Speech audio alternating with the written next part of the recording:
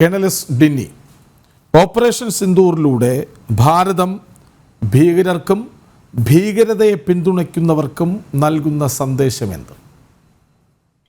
നോക്കൂ, അത് വളരെ കൃത്യമായിട്ട് തന്നെ നമ്മൾ ഓപ്പറേഷൻ സിന്ദൂർ കഴിഞ്ഞപ്പോൾ തന്നെ പറഞ്ഞതാണ്.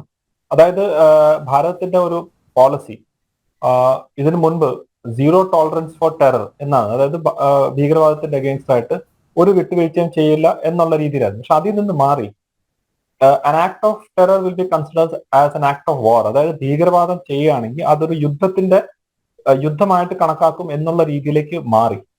അതിന്റെ ഒരു എന്താ പറയുക, ആദ്യത്തെ ഒരു ഓപ്പറേഷൻ ആയിട്ടാണ് ഞാൻ ഓപ്പറേഷൻ സിന്ദൂറിനെ കാണുന്നത്.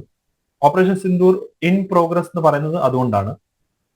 ഭാരതത്തിന്റെ ഈ പോരാട്ടം അല്ലെങ്കിൽ ഈ ഒരു യുദ്ധം എന്ന് പറയുമ്പോൾ തന്നെ അത് വെറും ഒരു സൈനിക നടപടികളിൽ മാത്രം ഒതുങ്ങുന്നതല്ല, മറ്റ് മേഖലകളും കൂടെ ഉൾപ്പെടുത്തിയിട്ടുള്ള ഒരു ഇതാണ്. അപ്പൊ ആളുകൾ വിചാരിക്കും, ഓക്കെ, ഇവിടെ ഇത്രയും 100ഓളം ഭീകരവാദികളെ വധിച്ചു, അപ്പൊ ഇനി എന്തായാലും അങ്ങനെ വരത്തില്ലേ? അതല്ല, നമ്മൾ ചെയ്യുന്നത് സൈന്യത്തിന്റെ കാര്യം സൈന്യം ചെയ്തു, പക്ഷെ അതല്ലാതെ തന്നെ മറ്റ് മേഖലകളിലും കൂടി നമ്മൾ ഇത് കണ്ടിന്യൂ ചെയ്തുകൊണ്ടിരിക്കുകയാണ്.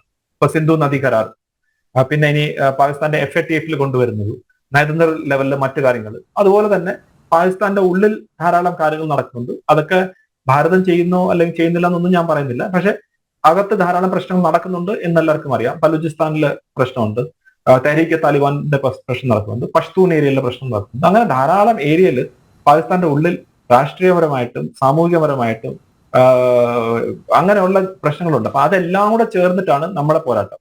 അപ്പൊ പാകിസ്ഥാൻ നമ്മളെ ഇനി ഈ 1000 മുറിവുകൾ കൊണ്ട് നോവിക്കാന്ന് വിചാരിച്ചു കഴിഞ്ഞിട്ട് നമ്മൾ തിരിച്ചൊന്നും ചെയ്യത്തില്ല, അല്ലെങ്കിൽ നമ്മൾ ഒരു അടി കൊടുത്തിട്ട് മിണ്ടാതിരിക്കും എന്നുള്ള രീതിയിലല്ല. ഇതൊരു നിരന്തരമായിട്ട് നടക്കാൻ പോകുന്ന കാര്യമാണ്. ഇനി അങ്ങോട്ടുള്ള ഒരു കാര്യം, അത് ആര് വന്നാലും ശരി, ഭാരതത്തിന് ഇനി ഒരിക്കലും പിന്നോട്ട് പോകാൻ പറ്റത്തില്ല എന്നുള്ള രീതിയിലേക്കുള്ള ഒരു പാതയിൽ തന്നെയാണ് ഇപ്പം ഈ ഭീകരവാദത്തിന്റെ അഗേൻസ്റ്റ് ആയിട്ടുള്ള പോരാട്ടം. അതിന്റെ ഫസ്റ്റ് സ്റ്റെപ്പായിട്ടാണ് ഞാൻ ഓപ്പറേഷൻ സിന്ദൂറിനെ കാണുന്നത്.